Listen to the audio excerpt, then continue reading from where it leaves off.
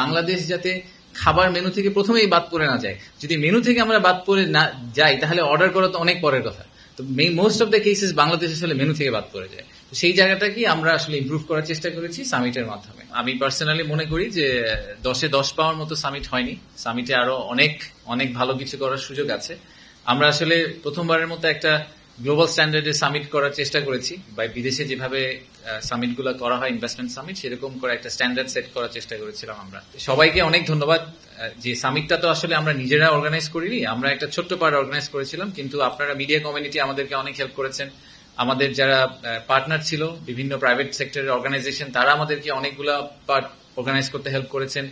আমাদের যে পলিটিক্যাল পার্টিরা ছিল তারাও আমাদেরকে অনেকভাবে সাপোর্ট দিয়েছেন, পার্টনার করেছেন, ফ্যাসিলিটেট করেছেন, অনেক কিছুতে হেল্প করেছেন। সো সবাইকে এই আমাদের সামিটটাকে যতটুকু সফল করা গেছে সেইটার ক্রেডিটটা আসলে সবার। ফেইলিয়ার গুলো অবভিয়াসলি শুধুমাত্র বিডা এবং বেজার। নেক্সট টাইম আমরা এটা চেয়ে আরো ভালো করার চেষ্টা করব। একটা ওভারআর্চিং ফিডব্যাক হচ্ছে যে এই ধরনের সামিট এবং যে পরিমাণ আগ্রহ আমরা পেয়েছি সেখান থেকেও আমাদের একটা টেক হচ্ছে যে এই ধরনের সামিট আমাদের একটা রেগুলার ফ্রিকোয়েন্সিতে করা উচিত সরকারের।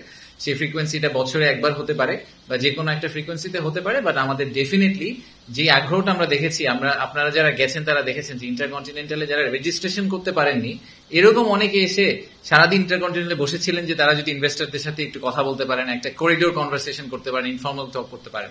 So clearly there was a lot of interest. তো আমরা ইন্টারেস্টটার জন্য আমরা ভেরি গ্রেটফুল এবং আমরা চেষ্টা করব যে এই ধরনের সিমিলার ইভেন্ট যেখানে আসলে আমরা পজিটিভ ইন্টারেস্ট এবং মোমেন্টাম তৈরি করতে পারি, এরকম ইভেন্ট আমরা ফার্দার আরো ফিউচারে অর্গানাইজ করার চেষ্টা করব, বা পরবর্তী সরকারের আমি বলবো যে তাদের এটা অর্গানাইজ করার চেষ্টা করা উচিত।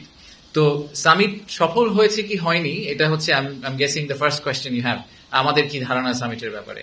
তো সামিট সফল হয়েছে কি হয়নি এটা আসলে একটা সময় বলে দিবে যে সামিট সফল হয়েছে কি হয়নি। টোটাল ডিক্লারেশন এসেছে 3,100 কোটি টাকার মতো ইনভেস্টমেন্ট, আর আমাদের এই সামিটটা করতে খরচ হয়েছে প্রায় 1.5 কোটি টাকা। তা আপনারা যদি মনে করেন ঠিক আছে তাহলে একটাকে আরেকটা দিয়ে ভাগ করলে তো return calculation is fantastic, brilliant summit, এর চেয়ে ভালো সামিট হতেই পারে না। আমি প্রথম থেকে শুরু করি, আমি এটা আগেও বলেছি, আমি আবারও বলছি, এই 3,100 কোটি টাকার ফুল ক্রেডিট আমরা এই সামিটকে দেওয়া উচিত হবে না। এই সামিটের আগে অনেক কাজ করে এই 3,000 কোটি টাকাতে 100 কোটি টাকাতে আনা হয়েছে। পৃথিবীর কোনো মানুষ, কোনো ইনভেস্টার কোনোদিন একটা সামিটে এসে আবেগপ্রবণ হয়ে হঠাৎ করে 100 কোটি টাকার একটা চেক লিখে ফেলে না। যারা এই ইন্ডাস্ট্রিতে কাজ করেন তারা এই জিনিসটা খুব ভালো করে জানেন। সো যারা সামিটের সাফল্যকে কত টাকা ওই সামিটের 4 দিনে ইনভেস্টমেন্ট হলো এটার উপর বেস করে ক্যালকুলেট করতে চান, তাদেরকে আমার এটা just personal note of advice যে এইটার উপর বেস করে আসলে সামিটের সাফল্যটা আপনারা প্লিজ ক্যালকুলেট করবেন না। আমি পার্সোনালি মনে করি যে সামিটের আমাদের মূল যে উদ্দেশ্যটা ছিল, হ্যাঁ, যে সেটা হচ্ছে যে বিদেশিদের কাছে বাংলাদেশের যে পারসেপশন, সেই পারসেপশনটাকে আমরা চেঞ্জ করতে পারি কিনা। তারা যখন বাংলাদেশে আসে, আমরা এটা আগেও বলেছি যে বিদেশিরা যখন বাংলাদেশে একবার ফিজিক্যালি আসেন, তারা বাংলাদেশ নিয়ে যেই ধারণাটা নিয়ে ফেরত যান, ওনারা যখন গুগল সার্চ করেন তো ওনারা ওই একই ধারণাটা পান না। ওনারা যে ধারণাটা নিয়ে এখন ফেরত যাবেন, ওনারা ফেরত যাওয়ার পরে যখন ওনারা ওনাদের বন্ধু বান্ধব, ওনাদের কলিগদেরকে বলবেন যে না আমি বাংলাদেশে 4 দিন ঘুরে আসলাম, আমি দেখলাম যে আসলে বাংলাদেশ নিয়ে আমরা গুগল সার্চ করে যা দেখছি সেটা আসলে ট্রু না। প্রথম 2 দিন আমরা ওনাদেরকে কি করেছি, 7-8 তারিখে ওনাদেরকে আমরা বাংলাদেশ ঘুরিয়ে দেখেছি যে বাংলাদেশে ফ্যাক্টরি করতে হলে ওই প্র্যাকটিক্যালি ওই জায়গাটা দেখতে কিরকম। 9 তারিখ সকালে আমরা ওনাদেরকে আমাদের ভিশনটা দেওয়ার চেষ্টা করেছি, আমরা কোথায় আছি, কোথায় যাওয়ার চেষ্টা করছি। আর 9 তারিখ বিকাল এবং 10 তারিখে আমরা সারাদিন ওনাদেরকে বিজনেস টু বিজনেস বিভিন্ন ধরনের মিটিং করার সুযোগ দিয়েছি, বিভিন্ন প্রশ্ন করার সুযোগ দিয়েছি। সো এই ফুল ওভারঅল 360 ভিউ যেটা আমরা দেওয়ার চেষ্টা করেছি, সেটা থেকে আমাদের এখন পর্যন্ত যে ফিডব্যাক বিদেশিদের কাছ থেকে সেটা হচ্ছে যে ওনারা খুবই খুশি হয়েছেন যে আমরা ওনাদেরকে এরকম একটা অপরচুনিটি দিয়েছি, এবং সেখান থেকে ওনারা ডেফিনেটলি অনেক ইনফরমেশন নিয়ে ফেরত গেলেন। ওনারা আমাদের যেটা মেইন উদ্দেশ্য যে বাংলাদেশ যাতে খাবার মেনু থেকে প্রথমেই বাদ পড়ে না যায়, যদি মেনু থেকে আমরা বাদ পড়ে না যাই তাহলে অর্ডার করা তো অনেক পরের কথা। তো most of the cases Bangladesh আসলে মেনু থেকে বাদ পড়ে যায়। তো সেই জায়গাটাকে আমরা আসলে ইমপ্রুভ করার চেষ্টা করেছি সামিটের মাধ্যমে।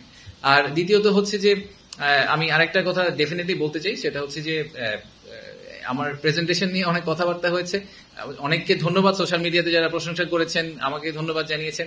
আমি জেনুইনলি মনে করি এটা আমার চাকরির অংশ, দিস ইজ মাই জব। আমার কাজই হচ্ছে বাংলাদেশকে নিয়ে, বাংলাদেশকে প্রেজেন্ট করা, বাংলাদেশকে সেল করার চেষ্টা করা বিদেশি বিনিয়োগকারীদের কাছে। তো সেল করার চেষ্টা করাটার জন্য এটা আলাদা প্রশংসা কিছু নাই, যে বিরাট চেয়ারম্যান হবেন ভবিষ্যতে ওনাদের এক্স্যাক্টলি এই এক্সিকিউশনটাই করতে হবে, এটাই ওনার কাজ। সো এটার জন্য আলাদা করে বলার কিছু নাই। আর এই প্রেজেন্টেশন বানানো বলেন, ফুল প্রোগ্রামটা অর্গানাইজ করার পিছিয়ে অনেক মানুষ একসাথে কাজ করেছেন। সো ক্রেডিটটা আসলে সবার একসাথে প্রাপ্য। তো আমি আবারও একটু সামারাইজ করি যে আমাদের সামিটের সফট যেই উদ্দেশ্যটা ছিল, যেটা কোয়ালিটেটিভ এন্ড যেটা প্রবাবলি দি মোস্ট ইম্পর্টেন্ট উদ্দেশ্য, সেটা হচ্ছে যে তাদের পারসেপশনটা চেঞ্জ করা। আমরা একই সাথে সংস্কারের কাজ করব, একই সাথে আমরা বিনিয়োগ ব্যবস্থা উন্নতি করার চেষ্টা করব, বাট একই সাথে আমাদের একটা পাইপলাইন বিল্ড করতে হবে। কারণ এই ইনভেস্টার 12 মাস পরে যদি বাংলাদেশে ইনভেস্ট করার ডিসিশনটা নিবেন, ততদিনে হয়তো আমরা ইনভেস্টমেন্টের সিচুয়েশনটা ইমপ্রুভ করে ফেলতে পারবো আগামী 12 মাসে। কিন্তু আমরা যদি এখন বলি যে ভাই না, আসলে আমার তো ইনভেস্টমেন্টের অবস্থা ভালো না, আপনি 12 মাস পরে আমার সাথে কথা বলেন, আমি এখন আপনার সাথে কথা বলতে চাই না, একটু ওয়েট করেন। আমরা সামিট এখন কেন করলাম, এই কোয়েশ্চেনটা যদি আপনাদের ক্ল্যারিটি চান, সেই ক্ল্যারিটি আমি আপনাদেরকে দেওয়ার চেষ্টা করছি যে পাইপলাইন বিল্ডিং এবং reform, they have to go hand in hand, পাশাপাশি প্যারালালি যেতে হবে, যাতে by the time reform is finish the pipeline is big enough. এবং সেটাই হচ্ছে বিজনেস ডেভেলপমেন্ট টিমের কাজ, যে তারা পাইপলাইনটাকে ট্র্যাক করে এমন একটা জায়গায় নিয়ে যাবে যে তখন ইনভেস্টার ইনভেস্ট করতে রাজি হবে। আমাদের টোটাল জিডিপির সাইজের তুলনায় বা আমাদের মার্কেটে যে মানি মার্কেটে যে ফ্লো হয় ক্যাশের, সেটার তুলনায় কিন্তু অন্যান্য বড় দেশের তুলনায় আমাদের স্টক মার্কেটটা রিলেটিভলি ছোট। সো ইয়েস, স্টক মার্কেটের ইম্পর্টেন্স অনেক আছে, বাট এমন না যে আমাদের বাংলাদেশের ইকোনমি বা জিডিপির movement entirely stock market dependent. So এটা একটা পয়েন্ট আমাদেরকে একটু মাথায় রাখতে হবে। আর দ্বিতীয়ত হচ্ছে যে আমাদের এইবারের ফোকাসটা ছিল হচ্ছে গিয়ে প্রাইমারি ইনভেস্টর, যারা একদম প্রাইমারি লেভেলে কোম্পানিতে ইকুইটি ইনভেস্ট করবেন, তারা সেকেন্ডারি মার্কেটের ইনভেস্টর প্লেয়ার না। আপনারা দেখবেন যে আমরা ভেঞ্চার ক্যাপিটাল অনেক ফার্মকে করেছি, যারা আর্লি স্টেজ স্টার্ট আপদেরকে ইনভেস্ট করে। আমরা অনেক আবার আরো বড় বড় ইন্ডাস্ট্রিয়াল কোম্পানিতেও ইনভেস্ট করার জন্য যারা ইনভেস্টার যোগ্য আছেন তাদেরকেও বলেছি। সো আমাদের ফোকাসটা একটু প্রাইমারি মার্কেট ছিল। টু বি অনেস্ট, আমার মনে হয় যে সেকেন্ডারি মার্কেটের যারা ইনভেস্টার, তাদের ইনভেস্টমেন্টের ডিসিশন সেট এবং যে ক্রাইটেরিয়া, সেগুলো খুবই সিগনিফিকেন্টলি ডিফারেন্ট। আপনি যে সেকেন্ডারি মার্কেট ইনভেস্ট করবে, তাকে আসলে কে পেজে ঘুরাই নিয়ে আসার কিছু নাই। সে স্টক মার্কেটের ওই ডিএসসির ওয়েবসাইট দেখে, ডিএসসির পুরো আপনার ট্রেন্ড দেখে অনেক ডিসিশন নিয়ে ফেলেন। সো তাদের জন্য যদি আমাদের কিছু প্রোগ্রাম করতে হয়, তাদেরকে আমাদের একটা ইন্ডিপেন্ডেন্টলি টেইলার্ড একটা ওয়েতে ওনাদেরকে ইনভাইট করতে হবে। সো এটাকে এইটার সাথে মিক্স করা একটু ইজ এ বিট ডিফিকাল্ট। এই জন্য আমরা ওনাদেরকে এইবার স্কোপের বাইরে রেখেছি। আগামীবার হয়তো আমরা আরেকটু ব্লেন্ডেড করার চেষ্টা করবো, বাট আমাদেরকে মাথায় রাখতে হবে যে এই দুই ইনভেস্টারের decision set, criteria, due diligence, all of this things are very different. So ওনাদেরকে একসাথে মিক্স করে আসলে খুব একটা লাভ হবে না। ইনভেস্টর যারা ইনভেস্টমেন্ট নিয়ে চিন্তা ভাবনা করছেন, তারা কিন্তু চান না যে ওনাদের নামগুলো পাবলিক ডোমেইনে এরকম বড় করে আসতে থাকুক। সো আমি আসলে পার্সোনালি আপনাকে ডিসক্লোজ করতে পারবো না কোন 20টা কোম্পানি আমার সাথে এই মুহূর্তে কথা বলছে। ইফ দ্য নাম্বার ইজ 20, আমি বলছি না নাম্বারটা 20, বাট যতগুলো কোম্পানি আমার সাথে কথা বলছে, তার অনুমতি ছাড়া তার ইনফরমেশনটাও আমার আসলে আপনার কাছে শেয়ার করা উচিত, কারণ উনি তো একটা ইনভেস্টমেন্ট ডিসিশন প্রসেসের ভিতর দিয়ে যাচ্ছেন। যেই নামগুলো আপনারা শুনেছেন, কারণ ওখানে এত সিনিয়র এক্সিকিউটিভ এসেছেন যে সেই কারণে তার নামটা বেশ চালু হয়ে গেছে, but not necessarily what we should be marketing specifically, যে কে কত টাকা ইনভেস্ট করার চিন্তা করছেন বা কি করছেন। এই ইনফরমেশনটা যখন তারা ইনভেস্ট করবেন বা একটা ফাইনাল ডিসিশন পয়েন্টে চলে যাবেন, তখন আমরা সেটা ডিসক্লোজ করতে পারি, যেরকম আমরা হান্দা বা শপআপের ক্ষেত্রে করেছি। এই যে পাইপলাইনটা আমরা এখন বিল করছি, এটার মেটেরিয়ালাইজেশন হবে হয়তো 2026-27 সালে গিয়ে। তো 26-27 সালের GDP to FDI to GDP রেশিওটা যদি সিগনিফিকেন্টলি ইমপ্রুভ করে, তাহলে আমাদের বলতে হবে যে আমাদের 2025 সালের সামিটটা আসলে সাকসেসফুল ছিল। এটা আমার কাছে এখন বসে বলা সম্ভব না, নাম্বার 1। নাম্বার 2 হচ্ছে যে ইনভেস্টমেন্ট ডিসিশন শুধু সামিটের উপর বেস করা হয় না। সামিট হচ্ছে প্রথম ধাপ, তাই না?